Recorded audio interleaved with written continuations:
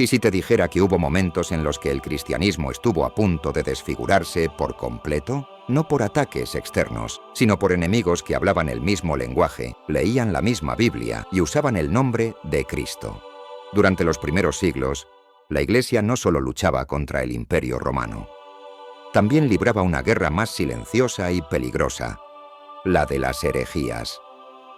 Ideas que parecían cristianas, que usaban palabras cristianas, pero que negaban el corazón del Evangelio. Algunas fueron tan poderosas que confundieron a sacerdotes, dividieron concilios y pusieron en jaque la unidad de la fe. Hoy vas a descubrir 3 de esas herejías que, si no hubiesen sido combatidas, podrían haber destruido la Iglesia desde dentro. Los arrianos, los cátaros y otros errores que aún hoy siguen vivos, disfrazados. Año 318. Alejandría, Egipto. Un sacerdote llamado Arrio empieza a predicar una idea que parecía piadosa. Si el Padre es eterno, el Hijo debió ser creado. Si fue engendrado, no puede ser igual al Padre. Sonaba humilde, lógico, pero era una bomba teológica, porque si Cristo fue creado, entonces no es Dios. Y si no es Dios, su cruz no redime, su palabra no salva, y su resurrección no vence la muerte. La herejía arriana se extendió como fuego. Fue apoyada por emperadores, tolerada por obispos.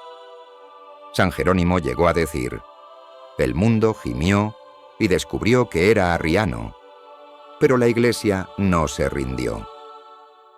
En el Concilio de Nicea, año 325, se proclamó una verdad crucial: que el Hijo es Dios verdadero de Dios verdadero, engendrado, no creado, consustancial al Padre. Consustancial, mismo ser, misma divinidad, misma eternidad. Un joven diácono, Atanasio, se convirtió en el gran defensor de esta verdad. Sufrió exilio, calumnias, pero resistió. Gracias a él, el cristianismo conservó su fe más esencial: que Dios mismo se ha hecho hombre, sin dejar de ser Dios. Que en Jesús, el infinito se une a lo finito para salvarlo desde dentro. Sin Atanasio, el cristianismo sería solo una filosofía, una moral sin redentor. Siglo XII. Europa occidental. En el sur de Francia y norte de Italia, aparece un movimiento ascético y radical. Los cátaros. Se hacían llamar los puros. Ayunaban, no comían carne, no poseían bienes. Parecían más evangélicos que los propios cristianos. Pero su doctrina era veneno. Sostenían que el mundo material había sido creado por un principio maligno, que el cuerpo era una prisión y que Cristo jamás pudo haberse encarnado porque la materia es impura. Negaban los sacramentos, rechazaban la cruz, despreciaban a la Iglesia. Su influencia creció rápido. Ciudades enteras simpatizaban con ellos. Los sacerdotes católicos eran ridiculizados. La Iglesia respondió primero con predicación. Santo Domingo de Guzmán fue enviado a evangelizar con palabra, ayuno y oración. Pero cuando la amenaza se volvió civil y religiosa, se convocó la Cruzada Albigense. Sí, fue una época difícil, con errores y heridas. Pero los cátaros no eran solo disidentes. Negaban los fundamentos mismos de la fe: la creación, la encarnación, la redención. Negar la bondad del cuerpo es despreciar el valor del sufrimiento. Negar la divinidad de Cristo es apagar la esperanza. Negar la Iglesia es romper la comunión que Cristo quiso. Defender la verdad no fue arrogancia, fue caridad. Porque cada error doctrinal, por técnico que parezca, termina dañando vidas concretas.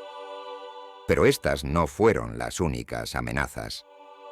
En el siglo II, el gnosticismo decía que solo unos pocos accedían a la verdadera sabiduría. Negaban la resurrección del cuerpo. Convertían la fe en un elitismo espiritual. En el siglo V, el nestorianismo dividía a Cristo en dos personas, una humana y otra divina. Por eso negaban que María fuera Madre de Dios. La Iglesia lo corrigió en el Concilio de Éfeso, proclamando que Cristo es una sola persona divina con dos naturalezas, y María es verdaderamente Theotokos. El monofisismo, en cambio, afirmaba que Cristo tenía solo una naturaleza, la divina, anulando así su humanidad. Esto fue corregido en Calcedonia, donde se afirmó: Jesús es verdadero Dios y verdadero hombre, sin confusión, sin división. Todas estas herejías tienen algo en común.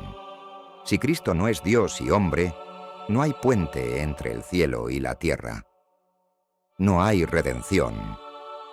No hay sacramentos. No hay esperanza. ¿Por qué es tan importante hablar de esto hoy?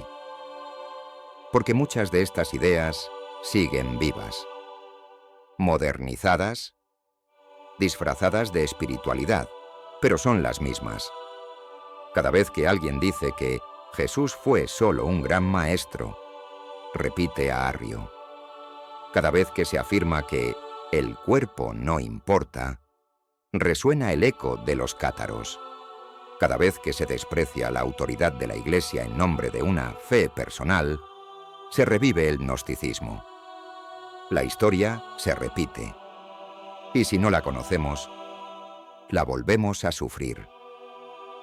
Y sin embargo, la Iglesia sigue en pie, porque no se sostiene por poder humano, sino por una promesa.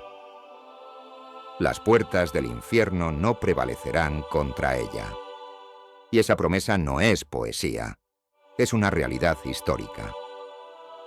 Dios ha levantado gigantes para defender la verdad. Atanasio, Domingo, Agustín, Tomás, Teresa, Juan Pablo II. La fe católica no es una invención humana, es la revelación de Dios. Y por eso resiste.